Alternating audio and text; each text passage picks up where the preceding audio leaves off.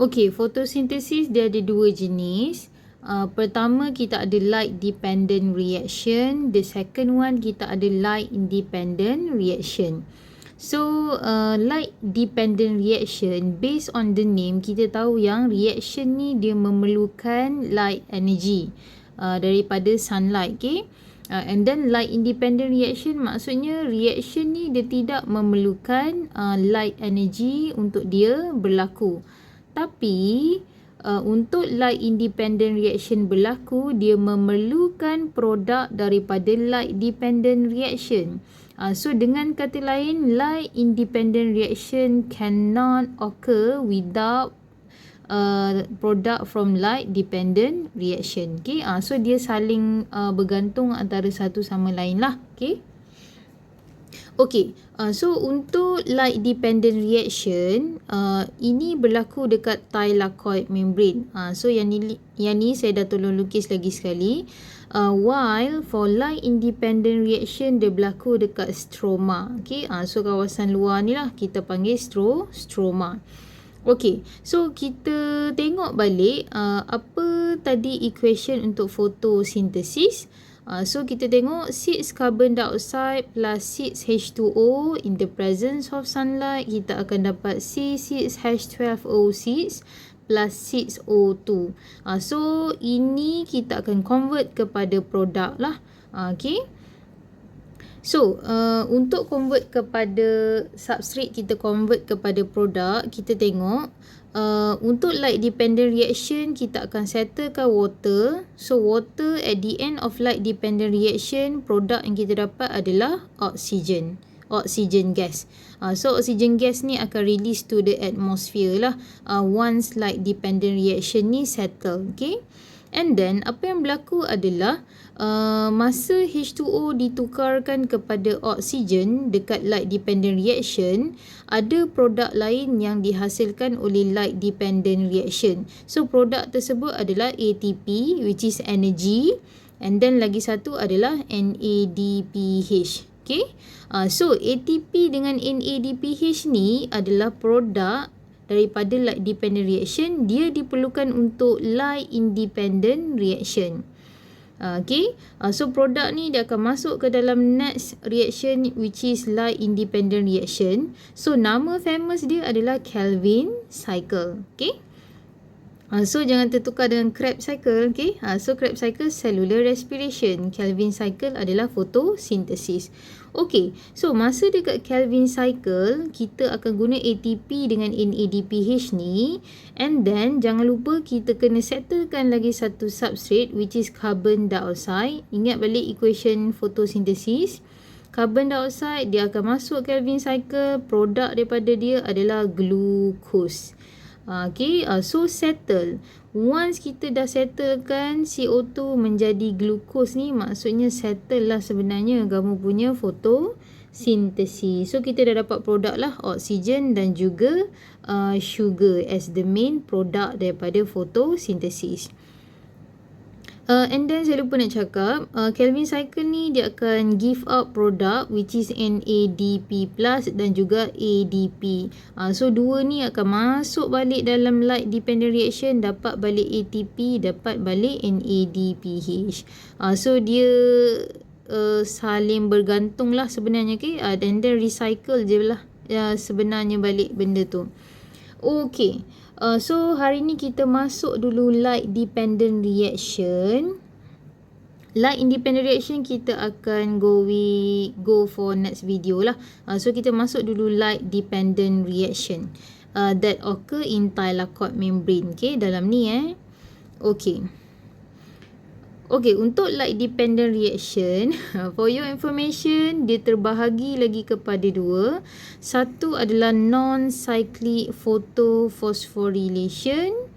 The second one adalah cyclic photophosphorylation. Okay, so from the name, actually kamu boleh predict sebenarnya dia berlaku macam mana. So macam non-cyclic ni maksudnya, kalau dia start daripada A, dia going to B, dia stop dekat C for example. Okay, itu non-cyclic lah, dia macam one way. Tapi kalau cyclic, kamu start dekat A, kamu going to B, and then kamu going to C, kamu stop balik dekat A. Maksudnya dia berlaku dalam cycle. Start and stop at the same place. Tapi yang ni start at A, stop at different places, which is C. So tidak sama, okay. And then untuk non-cyclic dengan cyclic, dia ada step dia. Tapi saya tak rasa saya nak explain nama-nama step ni. It just clue untuk kamu tahu apa yang berlaku daripada satu step ke satu step yang seterusnya lah. So saya simplifiedkan je untuk mudah. Kita terus tengok daripada gambar lah macam mana proses non-cyclic dengan cyclic photophosphorylation berlaku.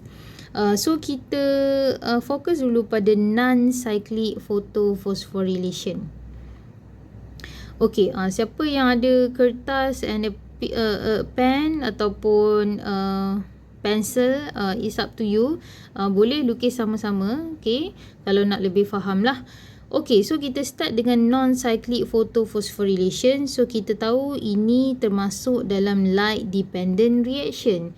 Dan kita tahu light dependent reaction dia berlaku dekat thylakoid membrane. So saya dah lukis lah thylakoid membrane ni. So dalam thylakoid ni saya lukis ada photosystem. Yang ni kita dah belajar in the previous video. And then apa lagi komponen yang ada dekat non-cyclic? Kita ada electron carrier yang kita panggil sebagai plastoquinone. And then kita ada cytochrome complex. And then kita ada another electron carrier yang kita panggil sebagai plastocyanin.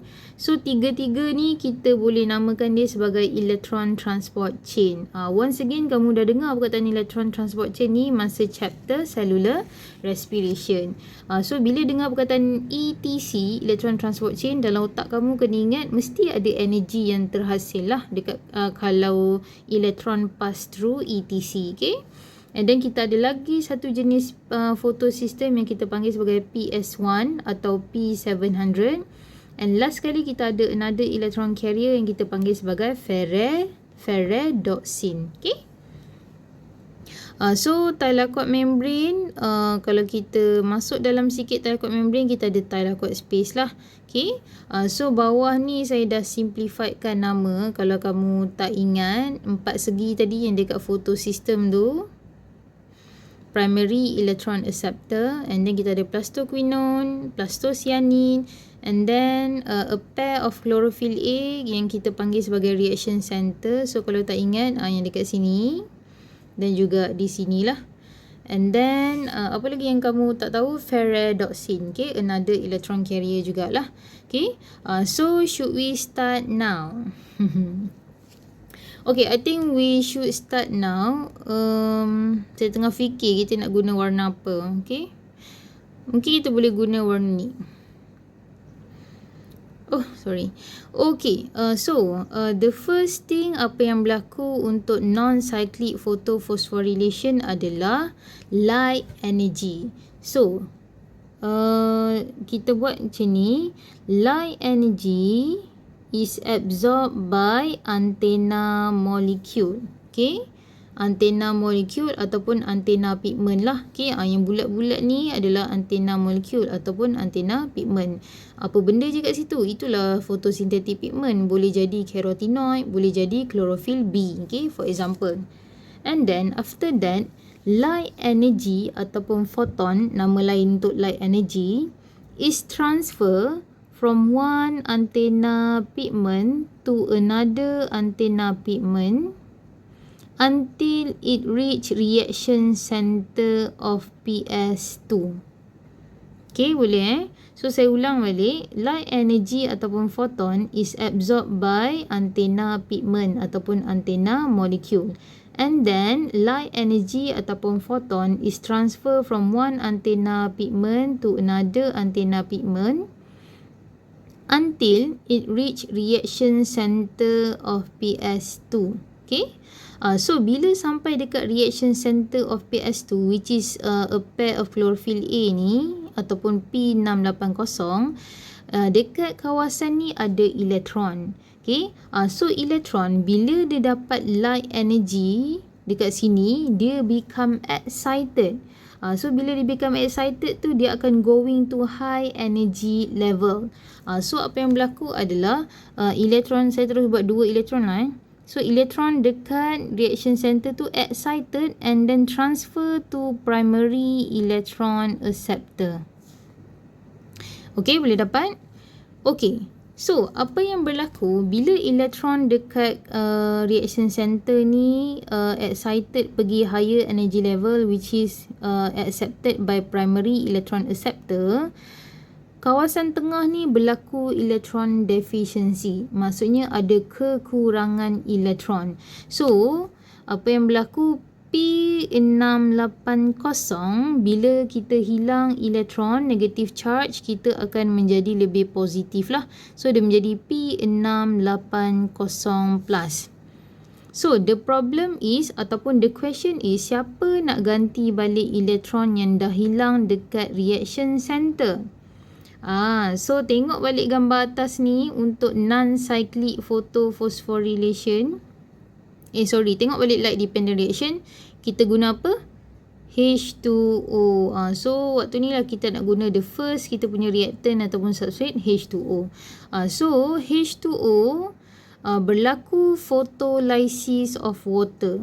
Photolysis maksudnya splitting of water molecule in the presence of light. Photolysis. So H2O kalau kita splitkan dia jadi, so H2O kalau kita splitkan dia akan jadi half oxygen tambah 2E tambah 2H plus. Okay, boleh? So nampak tak dekat situ? Ada 2 elektron daripada photolysis of water. So elektron daripada photolysis of water ni akan replace balik elektron yang hilang dekat reaction center. So P680 plus dia jadi balik P680. Okay. So harapnya boleh tahulah.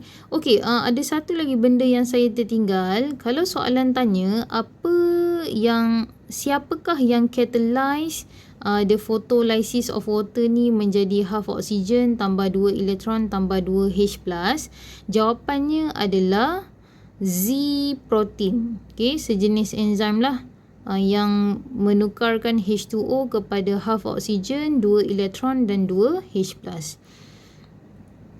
Okay, so 2 elektron ni akan pergi kepada reaction center yang tadi dah hilang elektron. Yang half oxygen ni dia akan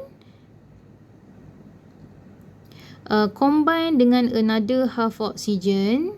So kita akan dapat oxygen gas. Okay, so oxygen gas ni kita akan release ke atmosphere lah. Bukan kita, plant akan release to the atmosphere.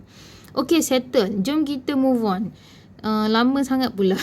Okay, after that, electron dekat primary electron acceptor will be passed to plastoquinone. So plastoquinone pula dapat elektron daripada primary electron acceptor. And then plastoquinone will pass the electron to cytochrome complex.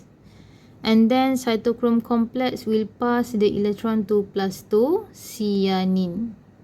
Okay, boleh? So sampai sini kita stop dulu. Okay, sampai plastocyanin tu kita stop. Okay, kita settlekan dengan kawan sebelah kita ni. Nama dia PS1. Okay, sama juga macam sebelah ni. Kita guna warna lain lah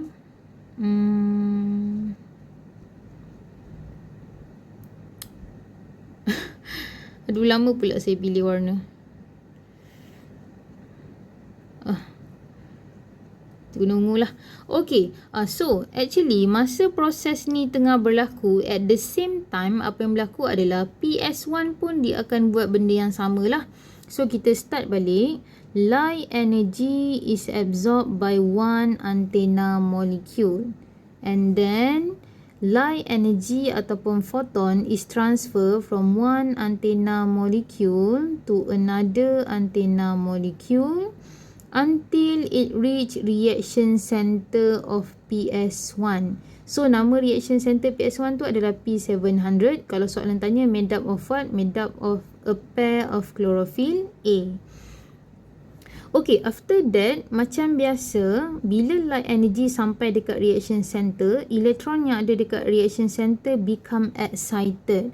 Macam kamulah, kalau dapat makanan for example, kamu jadi excited ataupun dapat berita yang menggembirakan, excited, so kamu punya reaction, kamu akan lompat selalunya ataupun menjerit.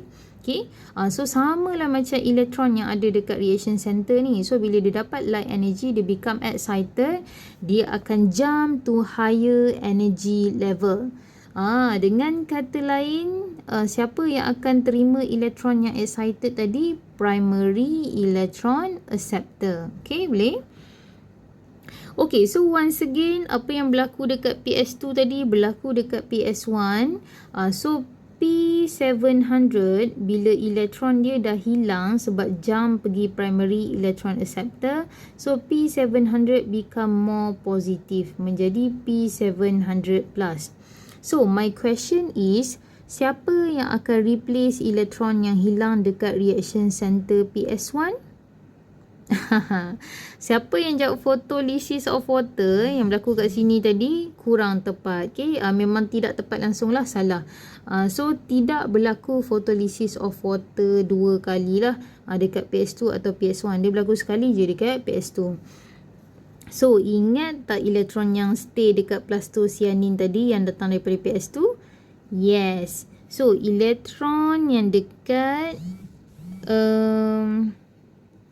plastocyanin ni akan replace balik elektron yang dah hilang dekat reaction center PS1. Okay, so tidak ada photolysis of water once again. Okay, and then kita settlekan dekat PS1 sebab PS2 tadi kita dah settle. Okay, after that primary electron acceptor dia akan lalu a series of electron transport chain, tapi kita tak cakap apa benda. And then last kali dia pass pada ferredoxin. Okay, and then lepas tu ferredoxin nak pass kepada siapa? So jawapan dia adalah ferredoxin dia akan pass elektron tu kepada NADP+. So NADP+, kalau dia dapat dua elektron, dia dapat 2 H+, dia akan menjadi NADPH+, H+. Okay. So kalau soalan tanya apa enzim yang catalyze the conversion of NADP+ to NADPH ni, jawapannya adalah NADP+ reductase. Okay, so final electron acceptor dia adalah NADP+. So siapa orang yang last kali terima elektron? NADP+. Okay, so ini untuk non-cyclic photophosphorylation. Dia start dekat PS2, dia berakhir dekat NADP+. Okay. Okay, sebenarnya ada satu benda yang saya tertinggal which is sangat penting. Kita kembali dekat kawasan tengah ni. So, kawasan tengah ni kan saya kata electron transport chain. So, masa electron tu is passed from one component to another component, there is energy release. Okay. So, energy release is used to produce ATP. Tapi kita tak payah belajar detail electron transport chain dekat fotosintesis, tak perlu, jangan baca. Okay, untuk cellular respiration wajib tahu, tapi untuk fotosintesis for your level no. So kamu kena tahu apa je, anything ataupun bila-bila elektron lalu sahaja electron transport chain, ada energy yang akan dihasilkan. So kita dapat ATP. Okay, boleh? Okey, jadi jomlah kita senaraikan apa je produk non-cyclic photophosphorylation yang kita dah dapat. Kita tengok daripada awal. Okey, kita dapat oksigen. So kita tulislah produk dia oksigen. And then apa lagi kita dapat? Kita dapat ATP. Tak perlu tahu berapa banyak ATP yang kita dapat, tidak termasuk dalam silibus. Cuma kena tahu ada ATP. And then last sekali kita dapat NADPH plus H plus.